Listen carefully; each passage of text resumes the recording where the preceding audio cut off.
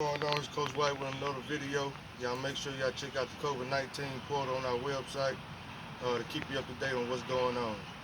I know the times are rough right now and you're trying to get out and get your mask, but they're not there. The shelves are empty. So I'm going to show you how to make your own. All you need is a sock. Make sure it's clean. If you buy brand new socks out of the store, still wash them and dry them, because you never know who touched them and who put them back.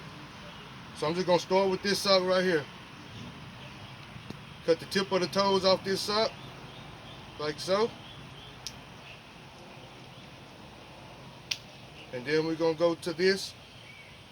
Right by the heel area, past the heel, before the heel, you can put the sock around your face to make sure you're cutting it in the right spot so it'll fit to your face.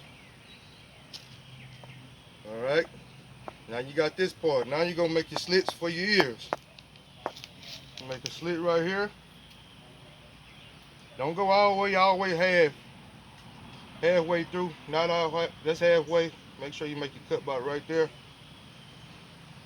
Make another slit. Now it's time to try your mask on.